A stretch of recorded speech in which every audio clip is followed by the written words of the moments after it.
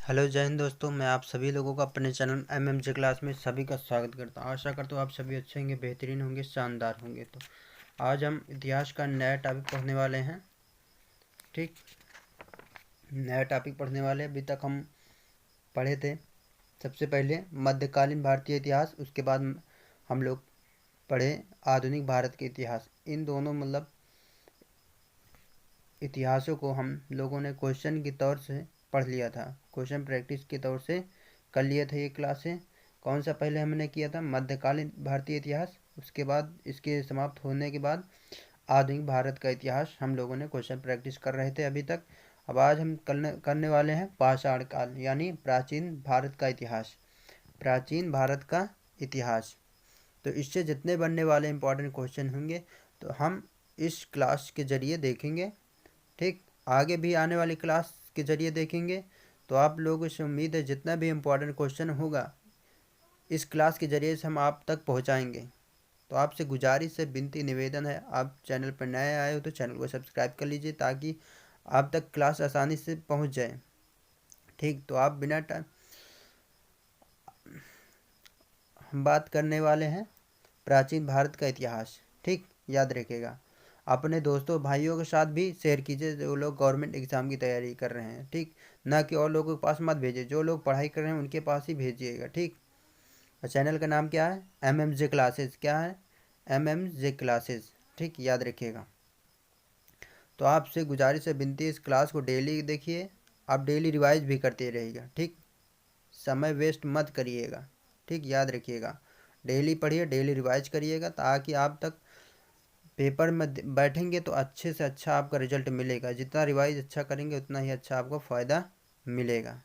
तो आप कमेंट करके बताइएगा आप किस जगह से देख रहे हैं, किस स्टेट से देख रहे हैं, तो इससे हमें पता चलेगा कि आप लोग हमारी क्लास कहाँ तक पहुँच रही है। ठीक, याद रखिएगा। और थोड़ा लिखने में परेशानी होती है क्योंकि उपकरण हमारे पास लिखने का है नहीं है, तो हम जैसे बोलते जा रहे हैं वैसे लिखते रहिएगा। ठीक, ना समझ में आए लिखावट, क्योंकि हाथ से ही लिखते हैं। ठीक, याद रखिएगा। तो चलिए बिना टाइम वेस्ट के क्लास को स्टार्ट करते हैं।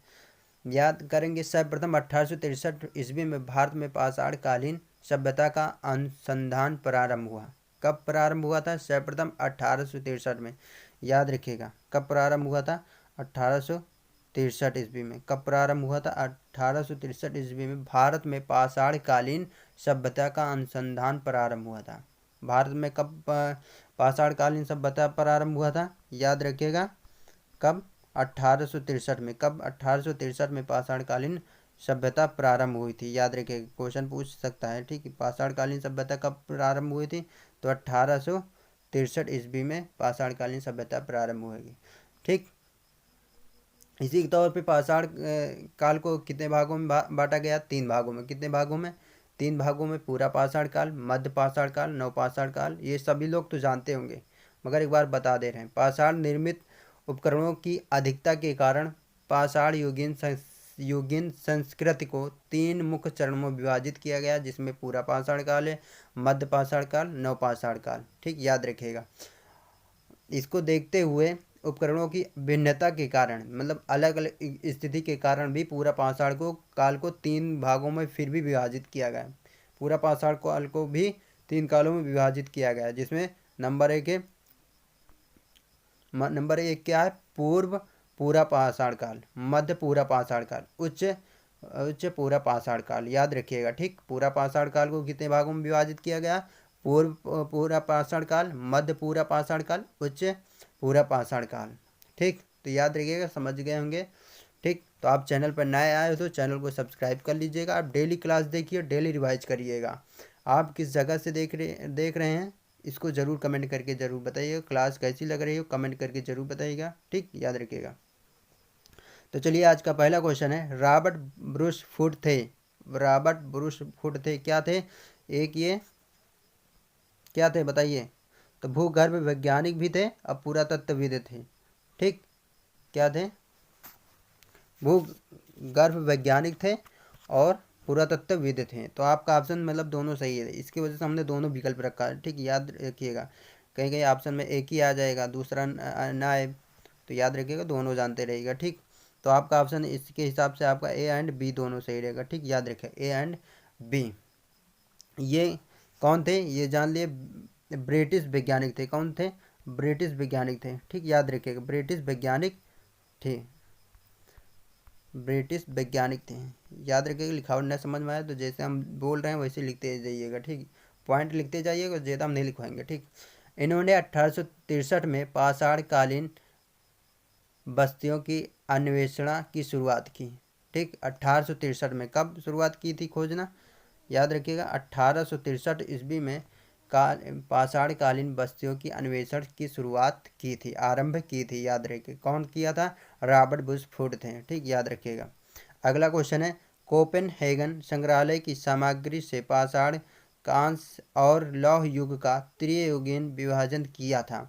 त्रियुगीन विभाजन किसने किया था, थॉमसन ने। किसने किया था दोस्तों, थॉमसन ने किया था। तो आपका ऑप्शन ए सही रहेगा। अगला क्वेश्चन है, उत्खनित प्रमाणों के अनुसार पशुपालन का प्रारंभ हुआ था। उत्खनित प्रमाणों के अनुसार पशुपालन का प्रारंभ कब हुआ था, याद रखिए, बहुत इंपॉर्टेंट क्वेश्चन है। तो मध्य पाषाण काल में। कब, मध्य पाषाण काल में। तो आपका ऑप्शन डी सही रहेगा। इस काल के अंतिम चरण में पशुपालन के साक्ष्य प्राप्त होने लगे थे। कौन से काल में, मध्य, याद रखिएगा,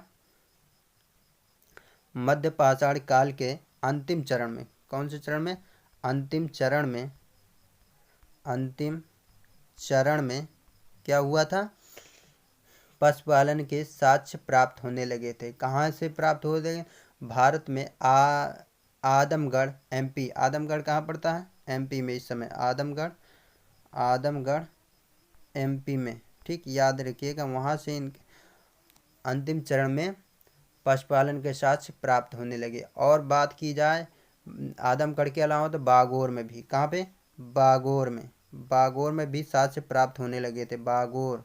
ठीक, ये कहाँ पड़ता है, राजस्थान में। कहाँ पड़ता है, राजस्थान में दोस्तों पड़ता है, लिख लीजिएगा, जहाँ राजस्थान भीलवाड़ा में। ठीक, बागोर पड़ता है नामक स्थान। वहाँ से साक्ष्य प्राप्त होने लगे थे पशुपालन के मध्य पाषाण काल के अंतिम चरण में। याद रखिएगा पॉइंट। ठीक, अगला क्वेश्चन है, मध्य पाषाणिक प्रसंग में पशुपालन के प्रमाण जहाँ मिले वह स्थान कहाँ से, अभी हमने बताया था, कहाँ से मिले थे, आदमगढ़ का। आदमगढ़ कहाँ पे है, मध्य प्रदेश। कहाँ पड़ता है, मध्य प्रदेश में पड़ता है। और बात की जाए भारत में कहाँ मिला था, तो बागोर राजस्थान। कहाँ मिला था, बागोर राजस्थान। याद करके बताइए कहाँ मिला था दोस्तों, बागोर राजस्थान में। और आदमगढ़ एमपी में। याद रखिए, स्टेट की बात की जाए तो एमपी में। ठीक, याद रखिए, ये दो जगह भारत में, ये दो स्थानों पर पशुपालन के मध्य पाषाण काल के अंतिम चरण में साक्ष्य मिलना स्टार्ट हो गए थे। याद रखेंगे। ठीक, अगला क्वेश्चन है, निम्नलिखित में से किस स्थल से हड्डी के उपकरण प्राप्त हुए। निम्नलिखित में से किस स्थल से हड्डी के उपकरण प्राप्त हुए थे, याद रखिए, कहाँ प्राप्त हुए थे, ये माहदहा। कहाँ से, माहदहा से, और सराय नहर से, सराय नहर राय से प्राप्त हुए थे, ये दो जगह। ठीक, मध्य पाषाण कालीन में माहदहा। माहदहा कहाँ पड़ता है, याद रखिएगा, उत्तर प्रदेश। उत्तर प्रदेश के प्रतापगढ़ जिले। कहाँ पे, प्रतापगढ़ जिले में स्थित है इस समय। कहाँ पे, प्रतापगढ़ जिले में ये लगता है। ठीक, याद रखिएगा, उत्तर प्रदेश के प्रतापगढ़ जिले में माहदहा से नामक स्थान से क्या प्राप्त हुए थे, हड्डी के उपकरण प्राप्त हुए थे। और सराय नाहर राय से। ठीक, जहाँ से बड़ी मात्रा में हड्डी एवं सींग निर्मित उपकरण प्राप्त हुए थे। जो हड्डी एवं सींगों से बनाई जाती थे उपकरण, वो साक्ष्य वहाँ प्राप्त मिले थे। याद रखिएगा। ठीक, अगला क्वेश्चन है, एक ही कब्र से 3 मानव कंकाल निकले। एक ही कब्र से कितने मानव कंकाल निकले थे, 3 मानव कंकाल निकले थे। कहाँ से, याद रखिएगा, ये पड़ता है दमदमा से। दमदमा नामक स्थान से 3 मानव कंकाल निकले थे। अब ये बात कीजिए, दमदमा कहाँ पड़ता है, तो उत्तर प्रदेश के प्रतापगढ़ में ये भी पड़ता है। उत्तर प्रदेश राज्य के प्रतापगढ़ जिले में। कहाँ पे, प्रतापगढ़ जिले में। याद रखिएगा। ठीक, ये पॉइंट याद हो गया ना। चलिए अगला क्वेश्चन देखते हैं, खाद्यान्नों की कृषि सर्वप्रथम प्रारंभ हुई थी। खाद्यान्नों की कृषि सर्वप्रथम प्रारंभ हुई थी, कहाँ से हुई थी, नवपाषाण काल से। कहाँ से हुई थी, नवपाषाण काल से हुई थी। यही वह समय है जब मनुष्य कृषि कर्म से परिचित हुआ था। इसी काल से, समय मतलब इसी काल से मनुष्य मनुष्य क्या हुआ था, कृषि कर्म से, कृषि करने से, याद रखिएगा, कृषि कर्म से, सॉरी, कर्म से परिचित हुआ था। क्या हुआ था? परिचित हुआ था, परिचित हुआ था, याद रखिएगा। ठीक, क्या हुआ था? परिचित हुआ था। इसकी खोज पुरातत्वविद, ठीक, यहाँ तक याद रखिएगा। खाद्यान्नों की कृषि सर्वप्रथम प्रारंभ हुई नवपाषाण काल से। मनुष्य कृषि कर्म से परिचित हुआ इसी काल से, इसी समय से, ये याद रखिएगा। अगला क्वेश्चन है, भारत में मानव का सर्वप्रथम साक्ष्य कहाँ मिलता है? भारत में मानव का सर्वप्रथम साक्ष्य कहाँ मिलता है? तो याद रखिएगा, नर्मदा घाटी से। कहाँ से मिलता है दोस्तों? नर्मदा घाटी से मिलता है। ठीक, कहाँ से मिलता है? नर्मदा घाटी से मिलता है। इसकी खोज पुरातत्वविद अरुणा से सोनकिया द्वारा किया गया था वर्ष 1982 में। ठीक, कब किया गया था? वर्ष 1982 में।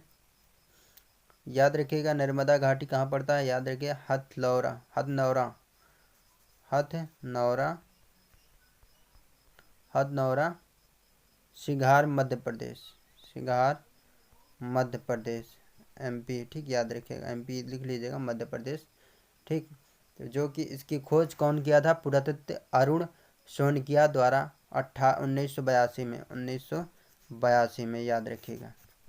किसके द्वारा? इसकी खोज पुरातत्वविद अरुण सोनकिया द्वारा वर्ष 1982 में किया गया। अगला क्वेश्चन है दोस्तों, देखते हैं। प्रथम मानव जीवाश्म भारत की किस नदी घाटी से प्राप्त हुआ था? प्रथम मानव जीवाश्म भारत की किस नदी घाटी से प्राप्त हुआ? तो याद रखिएगा, किस? नर्मदा घाटी से। किस घाटी से? नर्मदा घाटी से। ठीक, अगला क्वेश्चन है, मानव द्वारा सर्वप्रथम प्रयुक्त अनाज था। मानव द्वारा जो प्रयोग किया हुआ अनाज सबसे पहले कौन था प्रयोग किया गया था? तो याद रखिएगा, जौ। कौन सा था? जौ। तो आपका ऑप्शन सी सही रहेगा। अगला क्वेश्चन है, भारतीय महाद्वीप में कृषि के प्राचीनतम साक्ष्य प्राप्त हुए। भारतीय महाद्वीप में कृषि के प्राचीनतम साक्ष्य प्राप्त हुए तो कहाँ से प्राप्त हुआ था? लाहुरा देव से। कहाँ से? लाहुरा देव, लाहुरा देव से, याद रखिएगा, कहाँ से? लाहुरा देव से। ठीक, अगला क्वेश्चन है, नवपाषाण युग में भारतीय उपमहाद्वीपों के उत्तर पश्चिम क्षेत्र में निम्नलिखित में से किस स्थान पर कृषि के अभ्युदय के प्रारंभिक प्रमाण प्राप्त हुए थे? प्रारंभिक प्रमाण प्राप्त हुए थे कहाँ से? मेहरगढ़ से। कहाँ से? मेहरगढ़ से। तो आपका ऑप्शन भी सही रहेगा। अगला क्वेश्चन है, भारत में पशुपालन एवं कृषि के प्राचीनतम साक्ष्य प्राप्त हुए। भारत में पशुपालन एवं कृषि के प्राचीनतम साक्ष्य प्राप्त कहाँ से हुए थे? याद रखिएगा, मेहरगढ़ से। कहाँ से प्राप्त हुए थे? मेहरगढ़ से पशुपालन एवं कृषि के प्राचीनतम साक्ष्य प्राप्त हुए थे। ठीक, मध्य पाषाण काल से मिलना आरंभ हुए थे अंतिम चरण में, याद रखिएगा। अगला क्वेश्चन है, उस स्थल का नाम बताइए जहाँ से प्राचीनतम अस्थायी जीवन के प्रमाण मिले। अस्थायी जीवन के प्रमाण मिले तो कहाँ से मिले थे?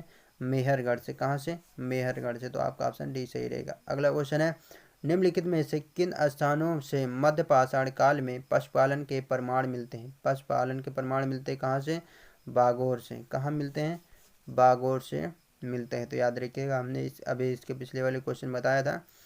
तो मध्य पाषाण काल से पशुपालन के साक्ष्य प्राप्त होने लगते हैं। पशुपालन के प्रारंभिक साक्ष्य कहाँ मिले थे? एमपी। एमपी कहाँ से? नर्मदापुरम में, नर्मदापुरम में, नर्मदापुरम में लिख लीजिएगा, नर्मदापुरम। ठीक, पशुपालन के प्रारंभिक साक्ष्य कहाँ मिले थे? मध्य प्रदेश में नर्मदापुरम के निकट आदमगढ़, आदमगढ़पुरा स्थल, याद रखिएगा, आदमगढ़, आदमगढ़पुरा स्थल लिख लीजिएगा, पूरा स्थल।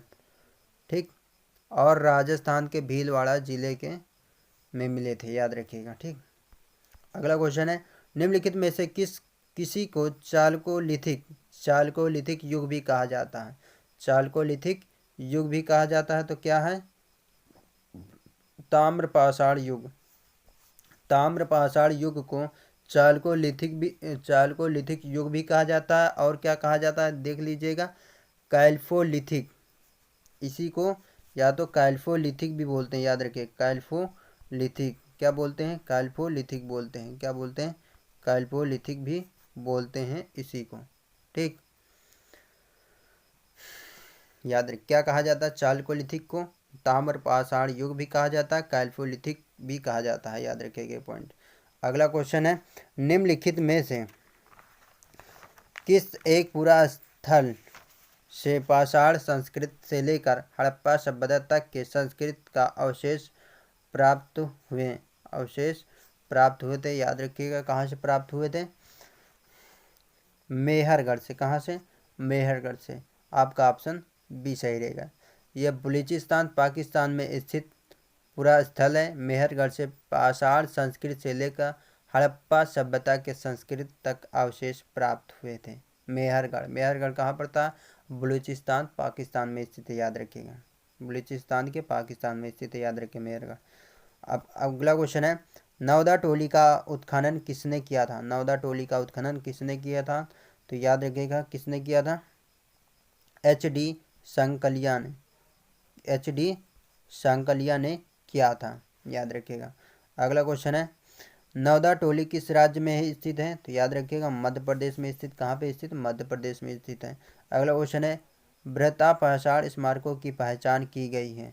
पहचान की गई तो कहाँ की गई थी? याद रखिएगा मृतक को दफनाने के स्थान के रूप में। तो आपका ऑप्शन भी सही रहेगा। अगला क्वेश्चन है, राख का टीला निम्नलिखित में से किस नवपाषाणिक स्थल से संबंधित है? तो किस से? संगनकल्लू, संगनकल्लू से। संगनकल्लू कहाँ पड़ता है? याद रखिएगा कर्नाटक, कर्नाटक के मैसूर के, मैसूर के निकट, मैसूर के निकट बल्लारी जनपद में। कौन से जनपद में है?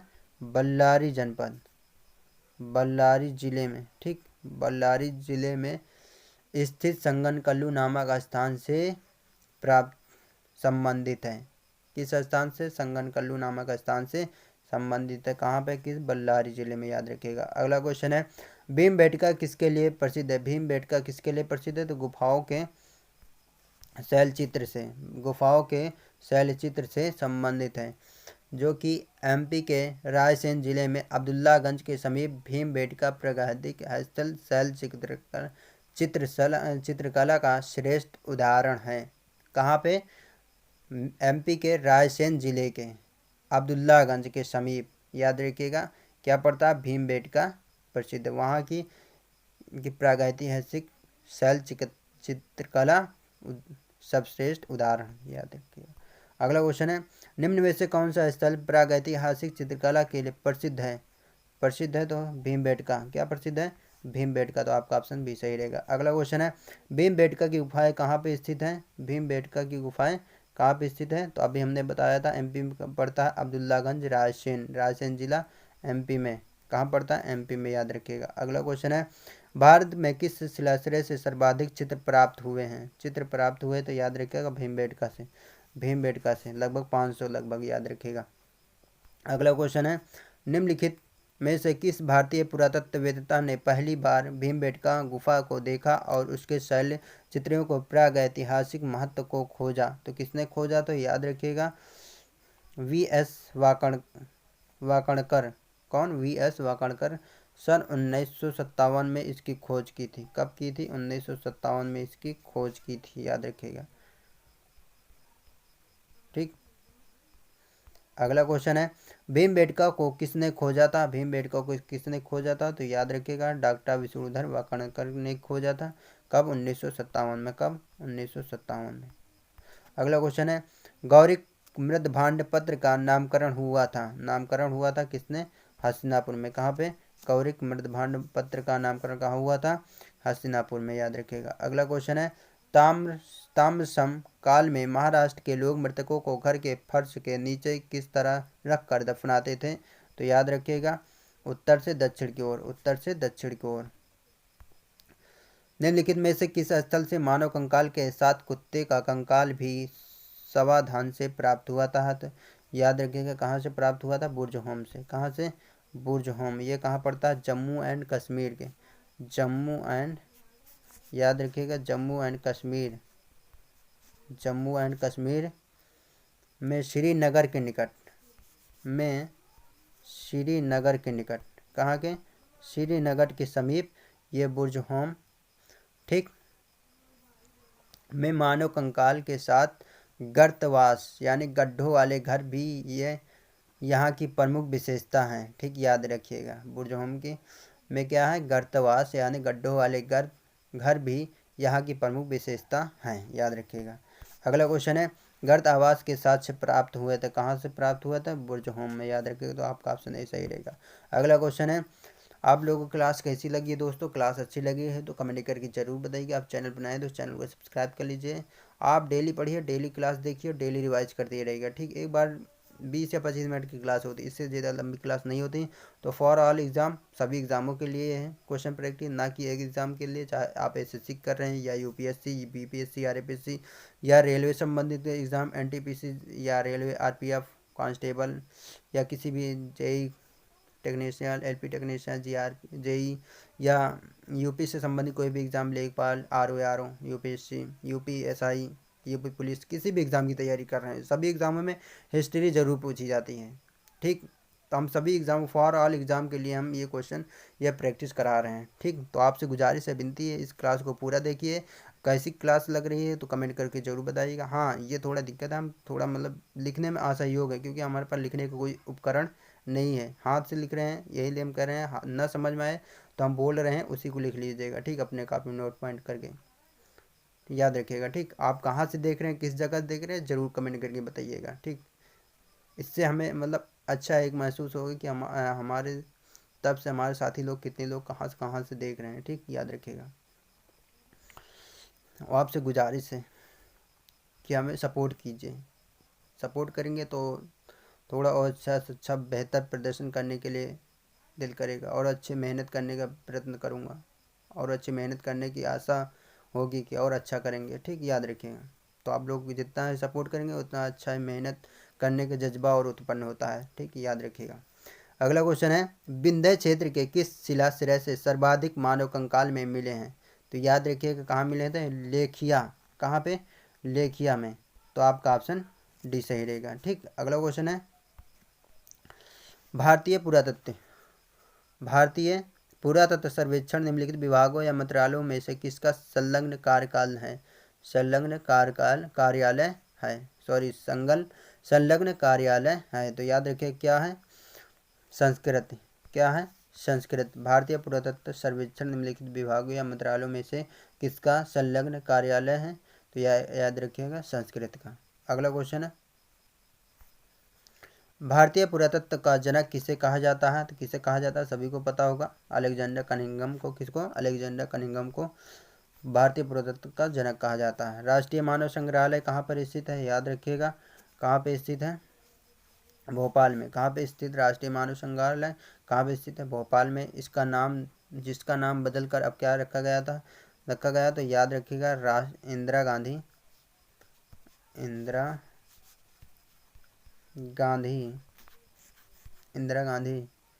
राष्ट्रीय मानव संग्रहालय रखा गया। ठीक, याद रखिएगा, राष्ट्रीय मानव संग्रहालय रखा गया। क्या नाम बदल कर रखा गया, इंदिरा गांधी राष्ट्रीय मानव संग्रहालय रखा गया। कहाँ पे पड़ता है, भोपाल, एमपी, मध्य प्रदेश। अगला क्वेश्चन है, मानव सभ्यता के विकास की कहानी दर्शाने वाला देश का सबसे बड़ा संग्रहालय इंदिरा गांधी मानव संग्रहालय कहाँ स्थित है?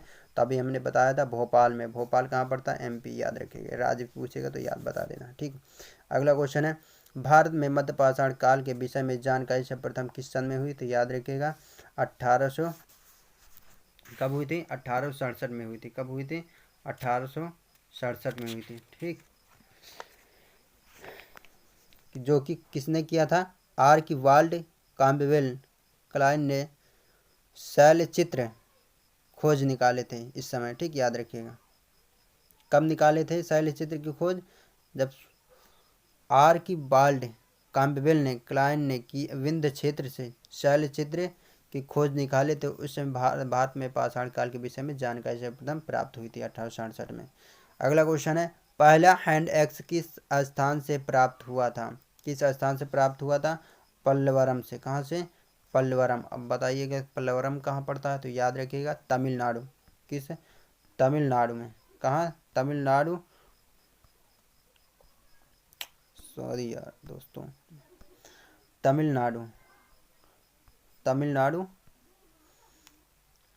के चेन्नई के पास, कहाँ पे? तमिलनाडु के चेन्नई के पास ये पड़ता है, ठीक, याद रखिएगा। पल्लवरम नामक स्थान पर मिला था। पहला हैंड एक्स किस स्थान पर प्राप्त हुआ? पल्लवरम में, तमिलनाडु के चेन्नई के पास निकटतम स्थान से। अगला क्वेश्चन है, पूर्व पाषाण काल से संबंधित कितने पुरास्थल प्राप्त हुए? तो याद रखिए कितने पुरास्थल प्राप्त हुए थे? 44। कितने? 44।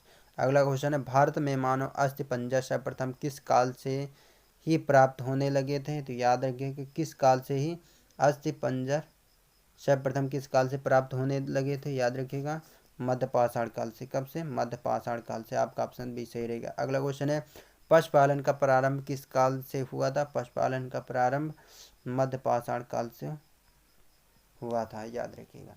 तो आप लोगों को आई होप, आशा करता हूँ क्लास अच्छी लगी होगी। क्लास अच्छी लगी तो कमेंट करके जरूर बताइएगा। आप चैनल पर नए हैं तो चैनल को सब्सक्राइब कर लीजिए। आपसे निवेदन है, क्लास को पूरा देखिए। क्वेश्चन प्रैक्टिस मैं कराता हूँ, और भी सब्जेक्ट के करा सकता हूँ मगर टाइम नहीं है इतना, ठीक। तो जब आप लोग जितना अच्छा सपोर्ट करते हो उतना अच्छा हम आपको देंगे, ठीक। क्योंकि कोई भी सपोर्ट करेगा तभी आगे बढ़ेगा, ठीक। तो आपसे गुजारिश है सपोर्ट करिएगा। आप डेली देखिए, डेली रिवाइज करिएगा। कोई भी सब्जेक्ट कहीं से पढ़ रहे हो डेली रिवाइज करिए, ये हमारी आपसे आज्ञा है, विनती है। डेली पढ़िए, डेली रिवाइज करिए। जितना अच्छा रिवाइज करेंगे उतना अच्छा आपका रिजल्ट मिलेगा हर एग्ज़ाम में बैठेंगे तब, ठीक। याद रखिए, अच्छे मन से रिवीजन करना, या नहीं कि केवल देख के रख दो, ठीक। याद रखिएगा, अच्छे और सच्चे मन से मतलब पढ़ाई करोगे, रिवीजन करोगे तभी आपका बेड़ा पार होगा, ठीक। तो जय हिंद, जय दोस्तों।